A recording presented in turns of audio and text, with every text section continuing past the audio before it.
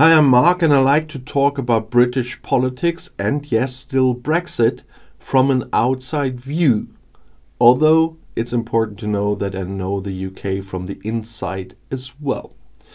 Today is an exciting election day for all Britons. In Great Britain, a victory for the opposition Labour Party under Keir Starmer is considered very likely today. But will this lead to a rapprochement between Great Britain and the EU? For the first time in 14 years, the ruling Conservative Party could lose a general election to the opposition Labour Party today. And when the Labour Party held its Congress in Liverpool last autumn, business representatives travelled there in droves. The exuberant interest was also the result of a charm offensive by party leader Keir Starmer and his shadow finance minister or Chancellor of the Exchequer Rachel Reeves. In recent months, the two have met almost all of the CEOs of the 350 largest British companies. Labour is the natural business party, as Reeves likes to say, referring to her experience as an economist at the Bank of England. At least they know what we want to hear, is what a bank representative from the City of London recently explained in a confidential conversation. But 20 percentage points, that is the size of the Labour's party lead over the Conservatives according to polls. And opposition leader Keir Starmer's party will most likely win the general election today by a large margin. But what can Starmer achieve with the expected large majority? The country has numerous problems such as the ailing health system, low wages and increasing poverty. A return of the United Kingdom to the EU could give the country the boost to growth and investment that it urgently needs. And according to polls, up to 60% of the public would be in favor of a return to the EU. But that will not be discussed under a Labour government either. They wouldn't be able to join at the moment anyway. Starmer, who once advocated the country remaining in the EU, has ruled out a return of Great Britain to the EU customs union and the single market, as well as a return to free movement of people. Prime Minister Rishi Sunak and Starmer unanimously rejected a proposal by the EU Commission to allow young people to study and work across borders for up to 4 years. And on the one hand, Starmer wants to honour the 2016 referendum. On the other hand, he does not want to alienate Brexit voters. 1 in 5 British voters still follows Brexit politician Nigel Farage. He claims that Brexit was just not implemented properly. And there are also technical problems. Some of the trade agreements that the United Kingdom has concluded with third countries make a return to the EU customs union even more complicated. It's almost an impossible thing anyway. And the EU is also cautious. On the one hand, the EU Commission wants closer cooperation again, but nobody knows how long Labour will govern. The public expects Starmer to change the bad situation as quickly as possible after 14 years of Tory government, but unlike former Labour Prime Minister Tony Blair, he lacks the money. If Starmer does not get the country's problems under control quickly, there is a risk that the public will be frustrated and look for an alternative at the next election in 2029 and then vote for the political right. It's a scenario that some of the Conservatives and Farage, the leader of the Reform Party, are already preparing for. However, these Brexit advocates would torpedo any rapprochement with the EU. And the EU is therefore unable to assess whether agreements with Labour would be permanent. Nevertheless, Britain and the EU will want to move closer together. David Lammy, Labour's foreign policy spokesman, announced that his party wants to improve trade relations with the EU. An agreement is also planned that could cover the military, economic, climate, health, cyber and energy security issues. Regardless of whether it comes to fruition, Britain is forced to follow EU regulations so that trade barriers with the EU and the costs for the export industry do not become too great. As the EU is constantly issuing new regulations, the gap between the EU and Britain on trade issues would continue to grow, unless Britain goes along with it. The country has not had much of the supposed Brexit benefits anyway. Although then Prime Minister Boris Johnson promised to go it alone on data security, on genetic modification, artificial intelligence and medicine, his government did not present a coherent economic plan for these sectors. Many plans, including the abolition of thousands of remaining EU regulations, were quietly dropped after Johnson's resignation. Now it is more about how Great Britain can get closer to the EU. Just as an example, from January 26th, the EU will impose tariffs on emission-intensive products such as steel and cement as part of the European CO2 border adjustment system, which would make the export of British products to the EU even more expensive. Great Britain can only prevent this by setting up such a system and linking the two. Or, since Great Britain is now a third country, food is checked on both sides of the border when imported and exported, with the corresponding bureaucracy and delays. London had delayed its own controls for a long time, but a solution must still be found, and this would be a mutual veterinary agreement that could avoid extensive checks on animals, animal products and plants.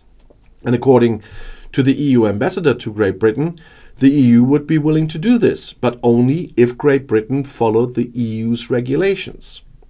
How these are to be interpreted would not be decided on the island, but by the European Court of Justice, the so-loved ECJ. British media such as the daily newspaper The Telegraph are already railing against Labour, wanting to reverse Brexit and subject the country to the rulings of a foreign court again. Something similar would happen if Great Britain wanted to negotiate an agreement for the chemical industry to save companies the expensive double registration of chemicals in Great Britain and the EU. And this was just a few examples. Great Britain has thus involuntarily become a rule taker, a country that has to follow EU regulations but can no longer influence them. So that's the opposite of what Brexit promised. But the EU Commission also has wishes for the United Kingdom. There is, for example, the mobility agreement mentioned earlier, which could offer young people cross-border work experience and possibly a return from Great Britain to the Erasmus Plus program. The Commission is also waiting for rapprochement on the issue of hydrogen, which the EU would like to import from the United Kingdom by pipeline. It should help to achieve the zero emissions target by 2050. The problem for the London government is the EU wants a rapprochement, but is not prepared to allow Labour to do the notorious cherry picking through the back door this time.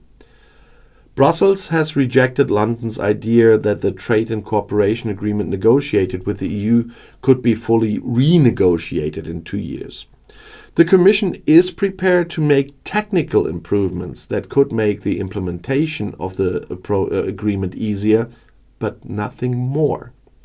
The rapprochement with the EU on foreign and security policy issues, desired by Foreign Policy spokesman Lammy, is also more complicated than London had hoped. The Trade and Cooperation Agreement provides for cooperation on proliferation, cybercrime, and the fight against terrorism in the form of dialogues. But cooperation has so far only progressed slowly.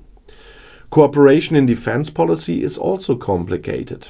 The EU is not averse to closer cooperation, especially since it will cooperate more closely with the USA, Norway and Iceland in the future. Great Britain is also an important military partner, primarily in joint missions in the Baltic countries, in Africa and the Middle East. But the EU will be careful not to give the United Kingdom a special privileged role. After Russia's invasion of Ukraine, the EU agreed on the so-called Permanent Structured Cooperation, or PESCO, for security and defense and founded the European Defence Fund. This transfers money to member states for research and development in the defense sector. As a third country, Great Britain will not be able to benefit from it. And PESCO also aims to strengthen the EU's defense and not to be dependent on third countries. So it is a fine line between rivalry and partnership that both sides will have to walk when the new EU Commission is in place at the end of the year and negotiations can begin. and both sides are waiting for the new phase of rapprochement. But for the British public, not much will change for the time being. A return of the United Kingdom to the EU is not in sight for years. British families will therefore have to wait patiently before crossing from Dover to France again this summer, even under a Labour government. And as for NATO, Labour is just as committed to the North Atlantic alliance as the Tories. On X, Starmer congratulated the new NATO Secretary-General Mark Rutte and reaffirmed Britain's commitment to NATO. But Labour is also in favour of a security pact between the UK and the EU, although the details remain vague. Experts say a Labour victory would primarily mean that the new government will try to enter negotiations with the EU with no preconceptions and become more involved in negotiations with the EU. If Labour comes to power today, it could face the difficult task of negotiating a new role for the UK with the European Union. In doing so, it will have to both meet the demands of Brussels and appeal to large parts of its electorate that originally voted for Britain to leave the EU. So they are in a very difficult position. And whenever I talk about the topic returning to the customs union, returning to the single market, returning to the EU, I'm talking about it from a little bit with a view that people are bringing up in the UK. But from time to time in my videos, I made very clear videos about this, but not everybody has seen all of the thousands of videos I've done here. From time to time, I have to make one thing clear. It's almost impossible now to just return to the single market and the customs union. That was an option during the TCA negotiations because that happened to Northern Ireland. And there was a very small window for Britain during the negotiations and before the TCA was completed to do that. Nowadays, it's close to impossible. Secondly, a return of Britain to the EU, despite the internal policies here. If you look at the EU side, there are a lot of prerequisites that must be given to be able to join the EU. Nowadays Britain would not even qualify for joining the EU at the moment, because they would have to run through all the 35 chapters as any other candidate. There is no rejoining. There's just joining like everybody else. And so they would have to go through all the 35 chapters.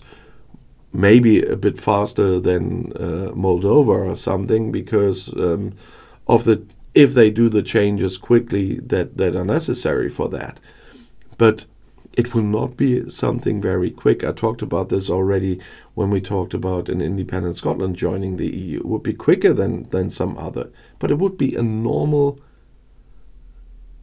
system of the 35 chapters that have to be passed. And at the moment anyway, they wouldn't pass that. And on the other hand, they would need a unanimous vote of all the EU members, the 27 EU member states. With the current history of Brexit, even that would not be a certain thing to get. And so whenever I talk about customs union, single market and joining the EU, I'm talking about the wishes of a majority in the polls in the UK. I'm not talking about some realistic options right now. And not to forget, if people are told what that really would mean to join the EU again, they might change their mind, because this time there is no Thatcher rebate. There will be no, as we would say, extra sausages, or as you would say, cherry picking for the UK. They would have to accept the normal membership rules. And that would also include the euro. So if you talk about that again, don't forget to mention that. And if you want to know more, the next video is right here in the end screen. I'll see you there. I'll be back.